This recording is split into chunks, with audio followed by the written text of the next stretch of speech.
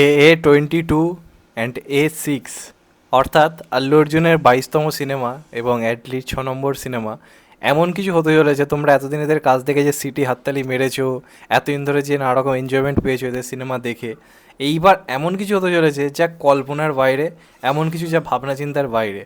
এমনিতেই আল্লু অর্জুনের এখন কি ক্রেজ তোমরা সবাই জানো আফটার পুষ্পা 2 রিলিজ। এবার তার মধ্যে যদি আল্লু অর্জুন এমন একটা সিনেমা করে যেখানে তাকে আমরা কোনো সুপার হিরো কাইন্ড অফ রোলে দেখতে পারবো, এবং সান পিকচার বহু আগে এরকম ধরনের সিনেমা তো অলরেডি এনেছে শঙ্করের ডাইরেকশনে, যেটার নাম হচ্ছে রোবট, যেটা ওই সময় পুরো ইন্ডাস্ট্রি শুধু পাল্টে দেয়নি, গোটা ভারতবর্ষে সিনেমা বানানোর ধরনই পাল্টে দিয়েছিল। ভারত যেরকম কিছু একটা বানাতে পারে সেই সময় 2.0 মানে রোবট এসে আর কি প্রমাণ করে দিয়েছিল।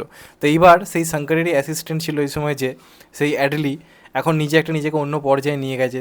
সে একটা ডাইরেক্টর হিসেবে নিজের একটা ব্র্যান্ড ভ্যালু ক্রিয়েট করেছে। আর এই সময় গোটা ভারতে যাকে বলা যেতে পারে নাম্বার 1 ব্র্যান্ড, সেই আল্লু অর্জুন, এবার যখন অ্যাটলিস্ট সঙ্গে কাজ করবে সামথিং হাটকে তো হতে হবে।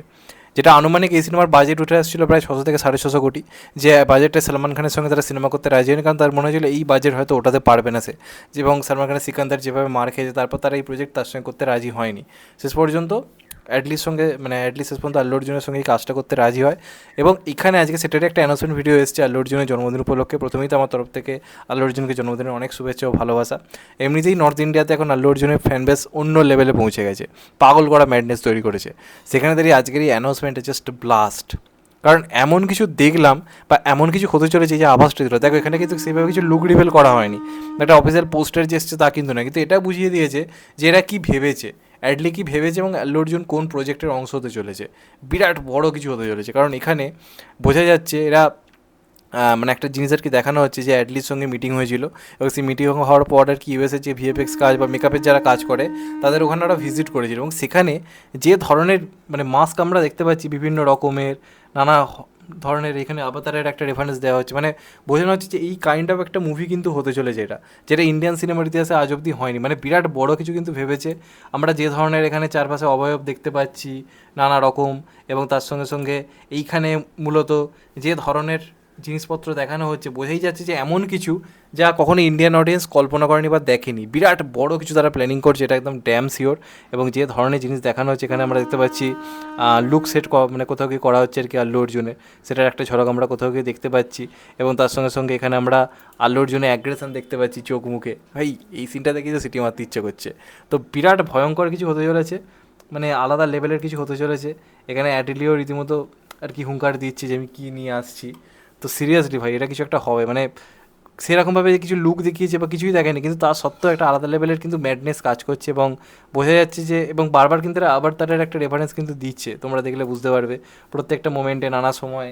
তো সব মিলে কিন্তু বোঝা যাচ্ছে ইটস সামথিং উইক, আলাদা লেভেলের কিছু হতে চলেছে। একটা স্পিরিচুয়াল ওয়ার্ল্ড দেখানো হবে, এমন কিছু একটা দেখানো হবে যেটা আমরা কখনো হয়তো ভাবতে পারিনি, কখনো কল্পনা করতে পারিনি।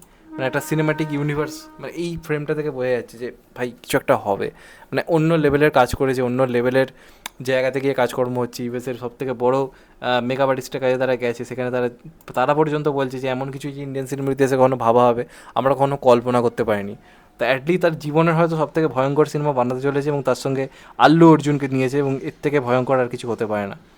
আল্লু অর্জুনকে নেওয়া এটা একটা বড় ব্যাপার, এবং আল্লু অর্জুন বাদে এই ধরনের সিনেমাকে এখন অন্য পর্যায়ে নিয়ে যাওয়া আই থিঙ্ক কারোর পক্ষে পসিবল নয়। ও যে কাজ এখন করতে পারে, ও যে ধরনের এখন বক্স অফিস এনে দিতে পারে।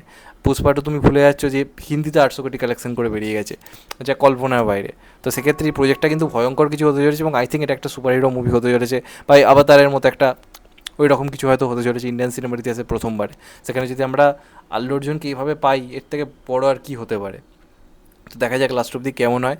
আজকের ঘোষণাটা সিরিয়াসলি মন ভালো করে দিয়েছে। বহুদিন ধরে চাইছিলাম এরকম কিছু একটা হোক।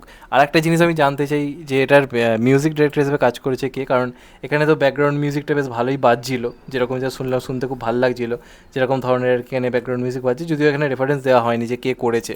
অনিরুদ্ধ হলে খুব খুশি হব, যেরকম বিজিএম শুনলাম অনিরুদ্ধ ফিল তো এলো, এবার নাও হতে পারে, নতুন একটা ছেলেকে দিয়েও করাচ্ছে শুনছিলাম। তো দেখা যাক লাস্ট অব্দি কী হয়। তো এটা একটা ব্লাস্ট হতে চলেছে, এটার জাস্ট জন্য আমি আর ওয়েট করতে পারছি না। পাগল করা এক্সাইটমেন্ট কাজ করছে। তোমাদের কেমন লেগেছে অবশ্যই কমেন্ট করে জানাতে ভুলো না। চ্যানেলটা নতুন হলে চ্যানেলটা সাবস্ক্রাইব করে দিও and get the bell icon. ভালো থেকো সবাই, টেক কেয়ার, নমস্কার, আবার দেখা হবে। এখন তো বাই, সবাই ভালো থেকো, সুস্থ থেকো, নমস্কার, টেক কেয়ার, আবার দেখা হবে, ভালো থেকো।